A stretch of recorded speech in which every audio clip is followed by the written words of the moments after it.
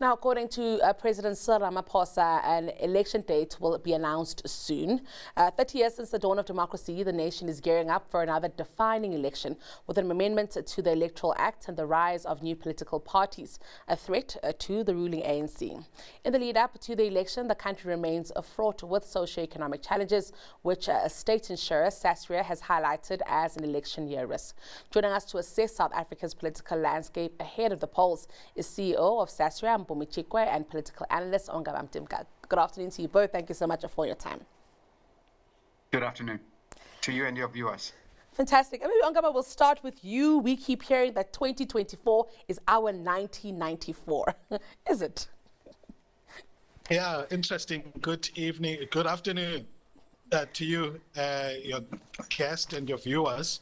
So 2024 is our 1994, underscores the idea that it's time for a reset in South Africa, politically, but also economically.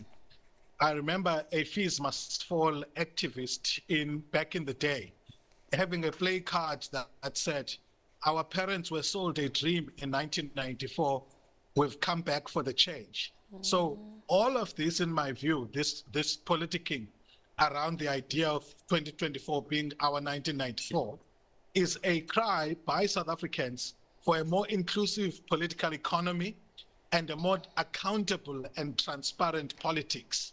And I think that's what we can all agree to, that we need a more inclusive society going forward.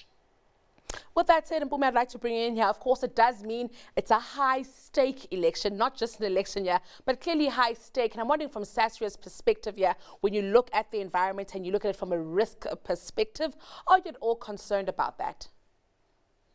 Yes, our concern will stem from a different angle altogether.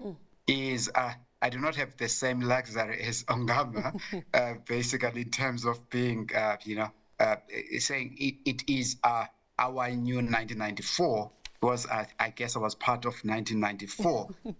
The way we look at is more like in scenario terms. What sort of scenarios are we faced with as a country, and what are the likely outcome, and how, as Sasria, should we respond to each scenario? For instance, if you were to look at this year's elections, I mean, this last weekend, we had another registration week. I'm told just about 1 million people visited the polling stations. In November 2023, about 2 million visited the polling stations. But the surprising thing, though, is this. We are not seeing an increase in the number of new voters. So for things to swing in a particular way or in a dramatic fashion, there needs to be, new voters coming in, especially maybe the youth and so on.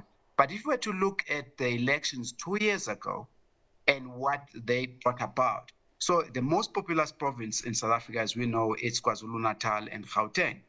And if you look at what happened in the metros in those particular areas and the coalition governments that happened, and the impact those coalitions governments had on decision-making, on service delivery, stability, or versus instability. So that is the scenarios that we are looking at as Sasria, and say, if we were to have a coalition at provincial level, where is it most likely to happen, and what is going to be the challenge for us as an organization, and also at national level.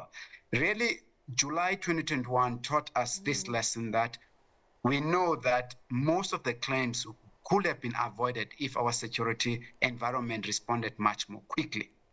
So if we have a coalition government, decision-making tends to be slower, and there is a vacuum in power and decision-making, and it makes service delivery less uncertain. So that is the risk that we are seeing. Should we have a coalition government, depending on how it's configured and so on, then we could have some slow decision-making. And as Sasria, we need to be closer to decision-makers in the country to say, how do we respond should something that happened in July 2021 happen again?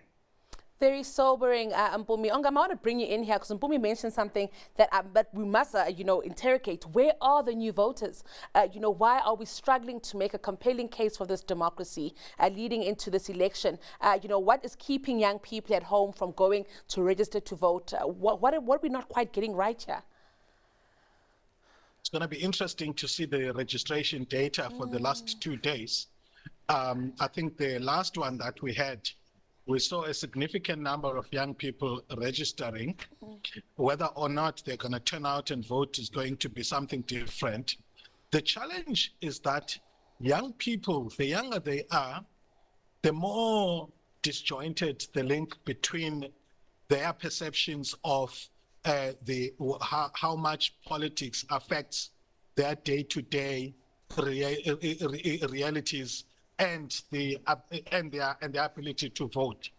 The more they grow, in fact, it starts from university, where they get politically socialized into, the role of the political in their day-to-day life. And obviously, once they become taxpayers, once they become property owners, as you see, that in that band between 25 and 35, and then from there to 45, the numbers begin to increase as far as participation. And in my view, it has to do with what I call democratic citizenship and the links that more mature people draw between an unworkable political environment and how it affects them. Now, social media is bringing an interesting dynamic in the sense that both, in fact, university campuses and then social media bringing interesting dynamics. It seems to me that the rate at which young people are going to make that migration from an observers to being participants is going to be faster now, because our social media in South Africa has a lot of political conversations going, which then introduces people at a younger stage to the political society. And I hope that together with the mobilization of the new kids on the block in terms of political parties is going to help galvanize young people enough for them to go out there and become active, politically involved citizens. I wish to also bring in the issue of social cohesion here for you both. And it matters because I think even when we, like you've said, Ongama, we reimagine a new political economy here, I think what we're battling with also as a country, and it's important, I guess, going into this election, is a cohesive society where, we're maybe all banding in the same direction, where we kind of agree on where we should all be going, even if the how is a little bit difficult. And in my opinion, I think we're battling with that single vision, that might even work across race, might even work across, we're just battling with it. We're very fragmented. And so I'm wondering, from Sasria's perspective, how you're taking stock of that in your scenario analysis, but even Ongama, just from a political economy perspective, what is it going to take for us to have a cohesive, picture, vision for this country? Mpumi, we'll start with you.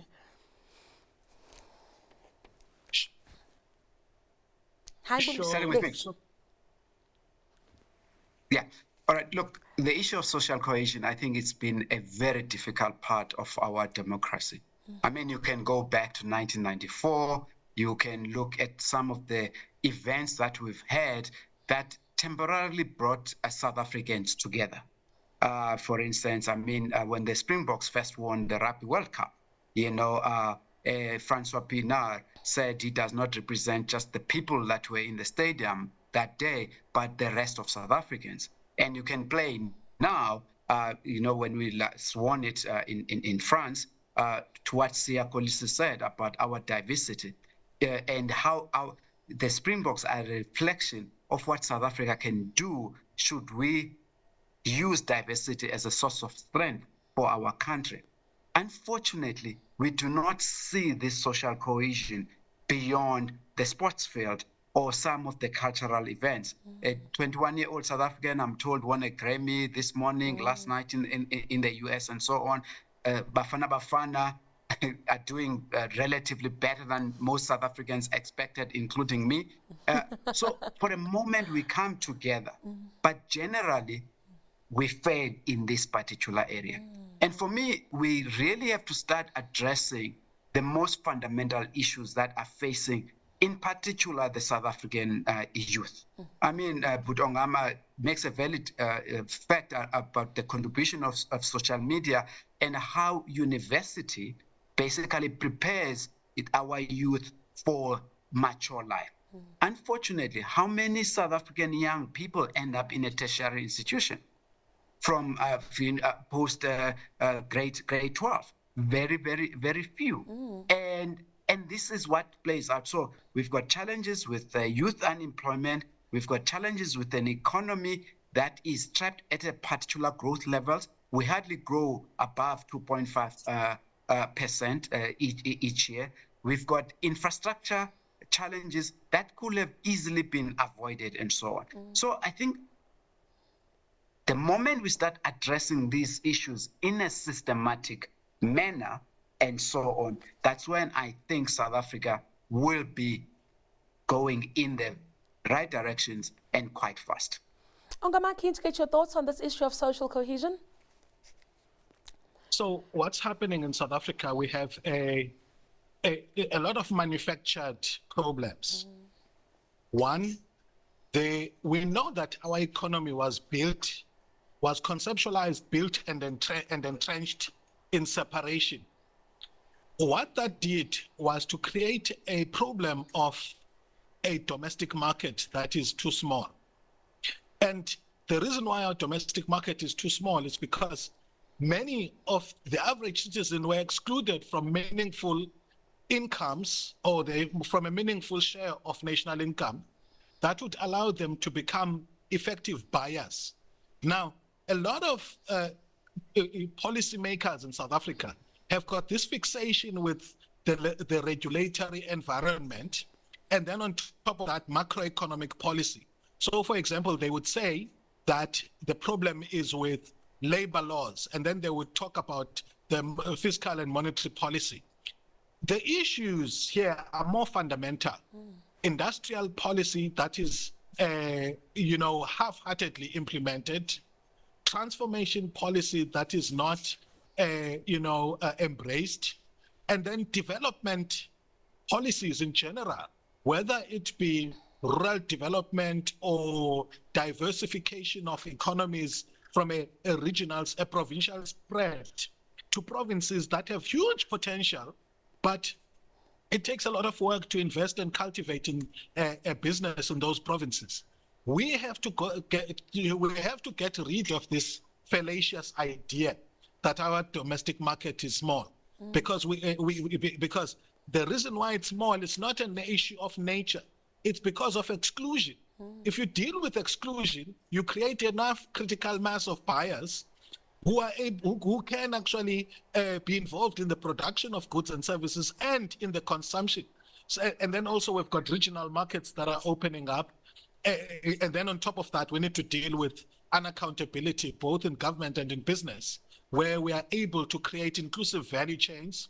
We have to stop this free market principle where people simply just import. I mean, we can't be importing foodstuffs in this country when we have so much land to grow either meat, to farm, or to grow crops. So we need to be a lot more intentional about development. We need to be a lot more intentional about investing for growth. It's not just going to come from some fiddling with macroeconomic policy and then it's honky-dory.